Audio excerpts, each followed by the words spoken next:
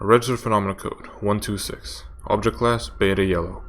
Hazard Types Self-Replicating, Ideological, Visual, and Contact Hazard. Containment Protocols. All instances of RPC-126 not marked for disposal are to be housed at Site-17 in a steel safe, placed at the center of a standard containment cell fitted with mirrors affixed to all walls to aid in testing of instances. RPC-126 requires to be fed at least 2 average-sized humans or 1 large farm animal per year each instance. See incident log for details. All personnel are to avoid directly viewing instances of RPC-126 during testing and feeding times, unless through video surveillance, reflection, or through the video playback of a handheld camera. Description: RPC-126 consists of 3 instances hereby known as RPC-126-1, -2, and -3. All 3 entities appear to be gold bars produced in Nazi Germany, commonly referred to as Nazi gold, and all 3 instances of RPC-126 are nearly identical to non-anomalous bars of gold of similar origin in both physical and chemical traits. RPC-126's anomalous traits manifest once an individual views an instance of RPC-126 with the naked eye, causing them to be filled with a strong desire to claim the instance for themselves. Once either a human or animal affected by 126 touches an instance, the subject will refuse to release it, clutching it against their chest in their arms or in their mouths, depending on the subject in question. Subjects will begin screaming at nearby personnel, threatening them with physical violence should they try to steal their treasure. All of the personnel can now gaze upon the instance of RPC-126 without suffering from the same mind-warping effects as the subject holding the instance in their possession. At this time, the only effective method found in testing to remove RPC-126 from the subject's grasp has been physical force. Once the instance is separated from the affected individuals, they must be isolated for a period of at least 1 week to recover from the withdrawal symptoms that will occur. During this time, subjects demand to be reunited with RPC-126 instance under the pretense that they need it to survive. Listed below is a chart of the results found to be common throughout all tests with affected individuals. In Stage 1, affected subjects hold on to their instance of RPC-126 and attempt to ward off others who may separate them.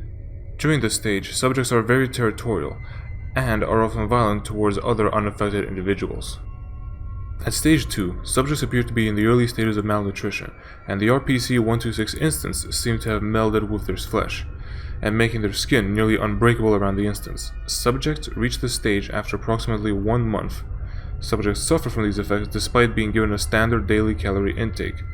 The hardened skin prevents standard surgical removal of RPC-126 from the subject and requires excision of tissue with power tools.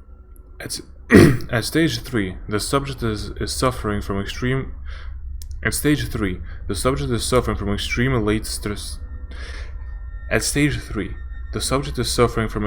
late stages of malnutrition.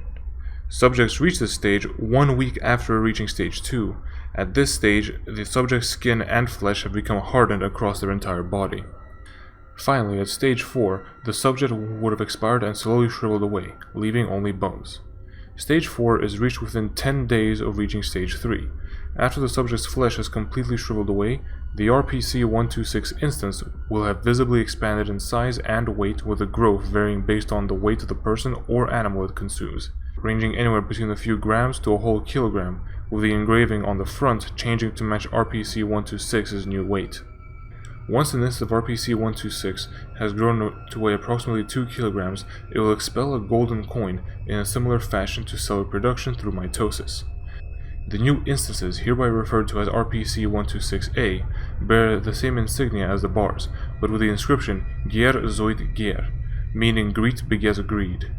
These new instances do not yet show the same anomalous properties as the original instances, but appear to have a growth cycle until reaching what can be considered a mature state, where their cognitohazardous effect finally manifests. All RPC-126A instances are to be destroyed unless deemed necessary for testing or observation purposes. Destruction of instances at any stage of growth via blast furnace has proven effective at removing the instance's anomalous effects.